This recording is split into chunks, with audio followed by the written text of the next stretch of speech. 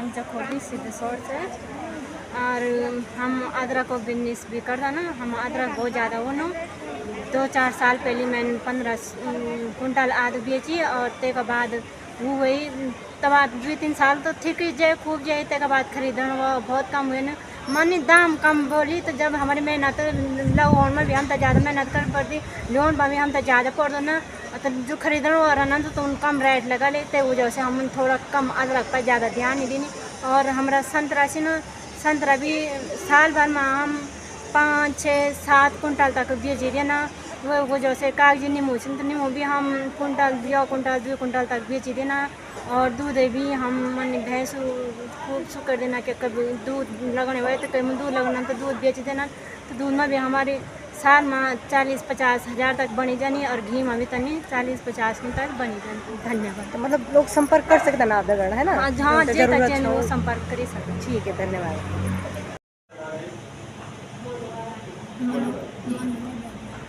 आपने 10,000 में 1 किलो क्या पड़ा?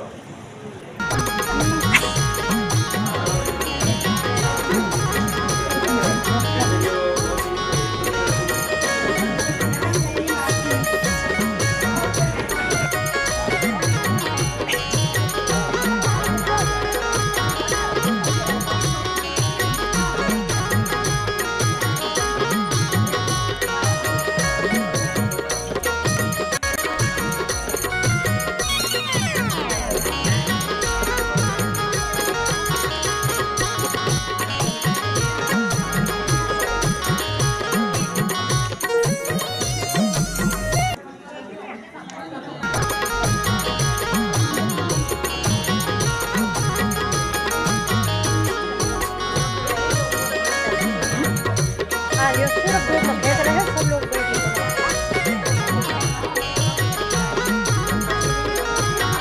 पक्का?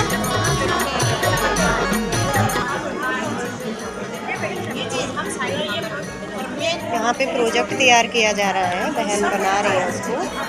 तो इसमें ये चार्ट लिस्ट बनानी है कि हमें क्या उत्पादन करना है और क्या उत्पादन करके हमें एससीएस को देना है। सिलेक्ट करना बाद मार्केटिंग प्लान करना, मार्केटिंग चाहे हम के भी करना, ठीक है। मार्केटिंग प्लान करना बाद हम ब्रांडिंग लेबलिंग पैकेजिंग सब करना, उसके बाद सब प्रचार प्रसार करना। अगर हम उन पाना कोई पैकेट बनाएंगे ठीक से बैठा था बढ़िया वो बहन जी लेबलिंग पैकेजिंग ब्रांडिंग सब के लिए प्रचार प्रचार करके हम सोशल मीडिया थ्रू भी कर सकता, प्रदर्शनी में भी कर सकता, मेला यूज भी लगा सकता, स्टॉल वगैरह। साथ में सपोर्ट के हम अगर हम माना फेडरेशन में करना हम लोग सपोर्ट के सपोर्ट हम लोग के सेवा इंटरनेशनल अंतर्गत जो फेडरेशन से बड़ी सी फेडरेशन वो फेडरेशन में हम तो केवल सदस्य थे, पर जो फेडरेशन में तो क्या करो 125 सदस्य सुनते में सपोर्ट हम ये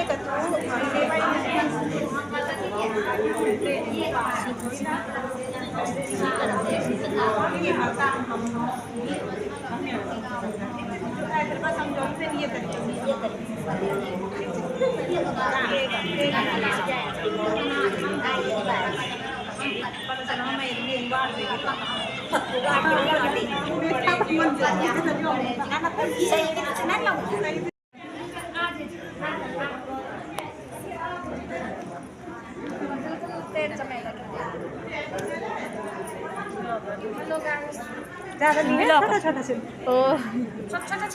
छोटा छोटा ये बात कुछ बना दिन बोला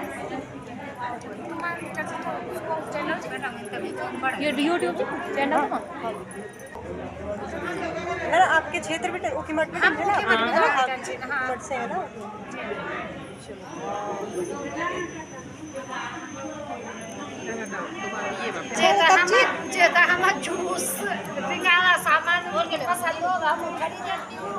नहीं आप बोलो, तुम के सामान हो ना, आप सब बोलो।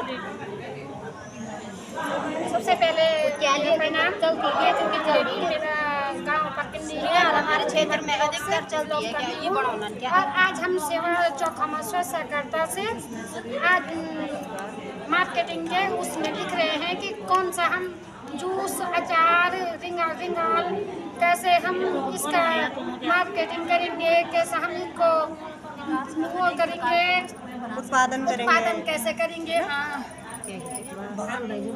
तो जिनको ज़रूरत है वे संपर्क करें। जरूरत होगी वो हमसे संपर्क करें। करें, लाइक करें, सब्सक्राइब करें, जिसको पसंद आए। बिल्कुल धन्यवाद। बिल्कुल।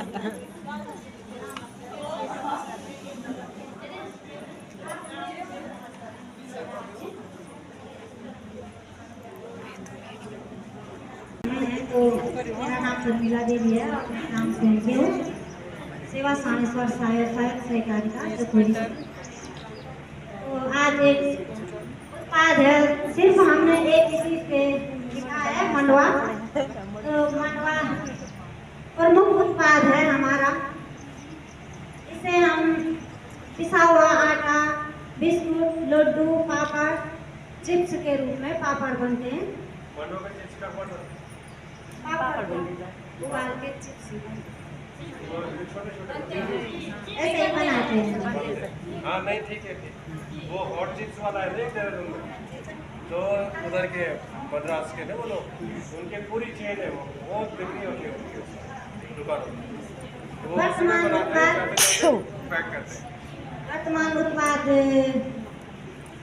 30 क्विंटल लगभग हमने इकट्ठा करने का अभी बना रहे हैं आप इसको, कोई बना रहा है आप उसके बिस्किट चिप्स वगैरह पापड़ बनाते हैं और बिस्कुट कौन बना रहा है? पापड़ को हम बनाते हैं। आप कौन ले जाता है? पापड़ मतलब कंपनी वाले ही क्या नहीं, ऐसे ही समूह में, मेले में, हाँ, ऐसे ही बेच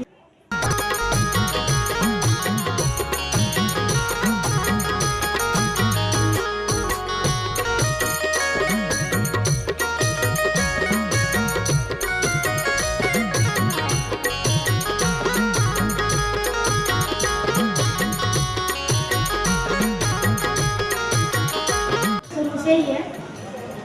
तो हमने मंडवा खरीद की है 20 क्विंटल 35 रुपये किलो के हिसाब से। तो 20 क्विंटल का होता है 70,000 रुपये। और बाजार खरीदारी स्थानीय हाट जैसे मेला वगैरह में, मंडी में, किसान उत्पादक जैसे बाजारी भाव में, बाजारी दुकानों में बेचेंगे। विक्रय 40 रुपये किलो हमने बेचा। 10 क्विंटल हमने 40 रुपये किलो के हिसाब से बेचा 40,000 का। और 10 क्विंटल क्यों आ रही? हम अपने खर्चों को कहाँ पे बढ़ा रहे हैं? यानी क्या हम ज़्यादा महंगा तो नहीं खरीद रहे हैं सामान, या हम लोग कुछ ऐसे अनावश्यक खर्चे तो नहीं कर रहे हैं जिनकी आवश्यकता नहीं करने की? तो ये सब जो बन जाता है तो ये हमें बताता है कि हम अपने जो खर्चे हैं उसको कैसे कम करें और अपने मुनाफे को कैसे बढ़ाएं। ठीक है, ये भी हम लोग इसमें बनाते हैं।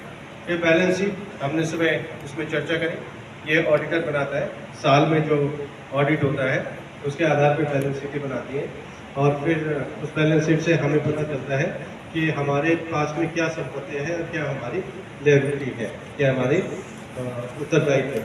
तो संपत्ति और उत्तरदायित्व का एक खाका है एडमिशन के लिए। इसके आधार पर, बैलेंस शीट के आधार पर बैंक भी आपको ऋण दे सकता है। तो ये जरूरी डॉक्यूमेंट है, और इसको बनाने के लिए आपको साल भर काम करना होता है। अगर आप काम नहीं करेंगे तो बैलेंस शीट कैसे बनेगी, है ना? अगर आप व्यवसाय नहीं करेंगे तो ये गतिविधि करना जरूरी होता है। फिर कुछ और रजिस्टर होते हैं, जैसे अगर आपने स्टाफ रखा हुआ है उसको वेतन देंगे। आजकल इनके रखने की भी जरूरत नहीं होती, क्योंकि वो सब अकाउंट का काम जो है कंप्यूटर में हो जाता है, और बाकी जो है बैंक से वो डायरेक्ट पेमेंट हो जाती है आजकल अकाउंट पे, जिसका जो स्टाफ होता है। लेकिन फिर भी जब तक आपके पास कंप्यूटर नहीं आता है या इस तरह की सामग्रियाँ उपलब्ध नहीं हो पाती है, इस तरह का सिस्टम नहीं बन पाता है, तब तक आप इसको रजिस्टर्स में ही रखिए। फिर इसमें जैसे आपने कभी ट्रैवल किया, मीटिंग करी, उसका विवरण रखने की जरूरत होती है। स्थायी संपत्ति रजिस्टर होता है, जिसको फिक्स एसेट रजिस्टर होता है। तो उसमें आपने कोई भवन लिया, ज़मीन ली, कोई मशीन लिया, उपकरण लिया, या कुछ भी तरह का आपने आइटम लिया, उसका विवरण इसमें आता है। ये कैसे लेके जाएंगे, कैसे रखे जाएंगे, जब आप बुक्स छप करके आ जाएंगे तो उस पर एक बार अभ्यास करवाएंगे सबसे कि कैसे ये लेके जाने और किस तरह से इनका रखरखाव हो रहा है, अब कब लेके जाने। ठीक है, तो ये दस्तावेज जो है ये फेडरेशन के पास में होने चाहिए। और दूसरा जो है वो ऑडिट होता है। वैसे देखा जाए तो दो तरह के ऑडिट, एक होता है internal audit. Internal audit board of directors करवाते हैं। अगर वो बहुत बड़ा फेडरेशन है और वहाँ पे बहुत सारा स्टाफ काम कर रहा है तो इंटरनल ऑडिट जो फेडरेशन करवाएगा वो अपनी समझ के लिए करवाएगा कि हमारा लेन देन खाते वगैरह सब ठीक है कि नहीं है, हम पैसा कमा रहे हैं कि नहीं कमा रहे हैं, हमें लाभ हो रहा है कि नहीं हो रहा है। तो उसमें वो ऑडिटर को बता देता है हम सही तरीके से सही चीज़ें कर रहे हैं, कोई गड़बड़ नहीं कर रहा है, इस तरह की चीज़ें इसमें आएगी। एक होता है जो स्टैट्यूटरी ऑडिटर होते हैं, वो आपको वैधानिक जानकारी देते हैं कि जो आपकी कंप्लाइंसेस है वो ठीक तरह से जा रही है या नहीं जा रही है, या आपने साल भर में ये आपका कार्रवाई रजिस्टर्स जो है इसमें इस तरह से लिखा जाता है, इस तरह से इसकी प्रक्रिया है। फिर हमारा उपस्थिति रजिस्टर होती है, जैसे प्रशिक्षण कार्यक्रम में अब तो फॉर्मेट भी बनते हैं, इसके रखने की वजह से जरूरत नहीं, पर रखें तो ज़्यादा अच्छा है क्योंकि वो न्यूज़पेपर इधर उधर चले जाते हैं, इसलिए मैंने ये लिखा हुआ है। तो आप इसमें जो भी बैठक होते हैं, प्रशिक्षण कार्यक्रम कोई आयोजित करते हैं, या आप जो है कुछ लगातार लोग ऑफिस में आ रहे हैं जा रहे हैं तो उनकी भी आप उपस्थिति उसमें रख सकते हैं। इसमें हस्ताक्षर, मोबाइल नंबर वगैरह वगैरह जो भी आप जैसे मीटिंग में जाते हैं क्या मीडियम है कि वो समझ सकें कि फेडरेशन ठीक है। उसके लिए हम लोग ये तो कंप्यूटर में ही रखा जाता है, वायस कंप्यूटर बेस ही होता है, लेकिन हम एक रजिस्टर भी रख सकते हैं जिसमें हम ये तमाम जानकारियाँ लिखें कि हमने कितना उत्पादन किया, कितना बिक्री करी, कौन कौन से प्रशिक्षण दिए, कब कब दिए, क्या हमने क्षमता विकास में कोई काम किया या कोई अन्य गतिविधि करी। और उसमें कुछ डेटा होता है कि कितना बिका, कितना बचा हुआ है स्टॉक में, कितना मार्केट में गया हुआ है, कितना पैसा हमने दे दिया, कितना मार्केट में गया है, कितना पैसा देना है। ये तमाम जानकारी हमारे से आ सकती है। इसका एक सॉफ्टवेयर भी आता है और ये बनाया भी जाता है, कस्टमाइज भी किया जाता है। तो जैसे जैसे आपका फेडरेशन ग्रो करेगा ये सब आपको रिक्वायरमेंट पड़ेगी। इस सब चीज़ विजन क्या होता है कि हम लोग 5 से 10 साल का बनाते हैं, बहुत लंबे समय तक बनाते हैं कि हमारा फेडरेशन कहाँ पहुँचना चाहता है। ठीक है, और ये क्या करता है, हमको मोटिवेट करता है, प्रेरणा देता है। इसलिए उस लक्ष्य को पाने के लिए, उस विजन को पाने के लिए हम सब लोग मिलकर के काम करते हैं। मिशन क्या होता है कि जो संगठन का कार्य है, उद्देश्य है, उसके बारे में बात करते हैं। ये हम क्या और क्यों करने जा रहे हैं, और लक्ष्य क्या है, ये हमें रिजल्ट देता है, ठोस परिणाम बताता है कि निश्चित समय में हम कैसे उसको प्राप्त करेंगे। तो ये हम लक्ष्य में लेते हैं। जो विजन होता है वो लंबे समय के लिए होता है। मिशन आपका वर्तमान के लिए भी हो सकता है या 1.5 साल, 2 साल, 3 साल के लिए भी हो सकता है। जो गोल होते हैं वो कम समय के लिए होते हैं, मध्यम अवधि के लिए होते हैं, 1 से 5 साल के लिए। जो मिशन हमें करता है वो बहुत ही स्पष्ट तरीके से हमें बताता है कि हम इस काम को कैसे करेंगे। ठीक है, जो लक्ष्य होता है उसको मापा जाता है, तो समय सीमा के अंतर्गत पूरा होता है, और वो ऐसा होता है कि जिसको हम पा सके। ऐसा लक्ष्य नहीं होना चाहिए कि जिसको हम पा ना सके, उसको स्मार्ट बोलते हैं। तो स्मार्ट को जैसे आजकल स्मार्टफोन है, सब कुछ स्मार्ट टीवी है हमारे पास में, तो हमारा गोल भी स्मार्ट ही होना चाहिए। इसमें एक एक्सरसाइज होनी चाहिए थी, लेकिन आप बोले कि जल्दी है तो फिर ये एक्सरसाइज दोबारा करनी पड़ेगी। बीओडी मीटिंग में आप लोग करवाएंगे, ठीक है, जो सेवा के हमारे साथी हैं वो आकर के वहीं पे इसको करेंगे। इसको करने का तरीका ये है, जितने भी सदस्य हैं उनके साथ चर्चा करिए, उनको बिठाइए, फिर सब लोग एक साथ अपना विजन बनाएं। ऐसे नहीं कि इनका विजन अलग, इनका विजन एक ही फेडरेशन में अलग अलग लोग। तो इसके साथ ही ये प्रशिक्षण सत्र जो है समाप्त होता है। आप सब लोगों को बहुत बहुत धन्यवाद। आप लोग 2 दिन से यहाँ पर बैठे हुए हैं और आपने बड़ा अच्छा प्रतिभाग किया। मुझे पूरी उम्मीद है कि आपकी समझ बढ़ी होगी इसमें। आपको जो अच्छी चीज़ लगी होगी वो आप ज़रूर अपनाइए। जो आपको लगा होगा कि ये ठीक नहीं थी वो हमें बताइए। तो अगली बार जब हम प्रशिक्षण देंगे, आपसे इस तरह से बातचीत करेंगे, तो हम ध्यान रखेंगे कि हम ऐसी बात न करें जो फेडरेशन के लिए महत्वपूर्ण नहीं है या लाभदायक नहीं है। इसके साथ ही मैं आप सबको बहुत बहुत धन्यवाद देना चाहता हूँ। जो हमारे साथी हैं सिविल इंटरनेशनल के, जिन्होंने ये आयोजित किया है प्रशिक्षण का, उनको भी बहुत बहुत धन्यवाद। मेरी शुभकामनाएं आपके साथ। Thank you. मुख्य प्रशिक्षक श्री कमल नयन बडोनी, संस्थापक entrepreneurship development consultancy service Dehradun, ने सहकारिता व्यावसायिक योजना, मूल्य संवर्धन और उत्पाद विपणन को स्थानीय उद्यमिता के सशक्त माध्यम के रूप में प्रस्तुत किया।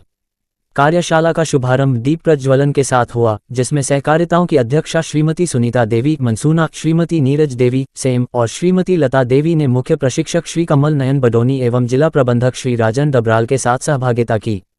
इस अवसर पर जिला प्रबंधक Rudraprayag Shri Rajan Dabral, block lead Ukhimath Shri Jitendra Kumar Purohit, block lead Jakholi Shri Ajay Rawat, block lead Agastyamuni Shrimati Santoshi Butola, cluster समन्वयक श्रीमती सरिता, श्रीमती शशि, श्रीमती हेमलता, श्रीमती सुमन, श्रीमती पूनम, श्रीमती आशा एवं श्री मनोज बैंजवाल जी तथा सेवा फेलो भविष्य एवं सृष्टि मौजूद रहे। प्रतिभागियों ने कार्यशाला को केवल सूचनात्मक ही नहीं बल्कि प्रेरणादायी और उपयोगी बताया। उनका कहना था कि प्रशिक्षण से सहकारिता संस्थाओं की कार्यकुशलता बढ़ेगी, नए व्यावसायिक अवसरों के द्वार खुलेंगे और ग्रामीण अर्थव्यवस्था को सशक्त आधार मिलेगा। कार्यशाला के समापन पर सेवा इंटरनेशनल उत्तराखंड ने घोषणा की कि आने वाले महीनों में सहकारिता समितियों के लिए थीमेटिक ट्रेनिंग व बिजनेस हैंड होल्डिंग सपोर्ट की श्रृंखला भी चलाई जाएगी, ताकि आज सीखी गई बातों को जमीनी स्तर पर उतारा जा सके। पालने के लिए अपने में जिम्मेदारी लेने के लिए समर्पण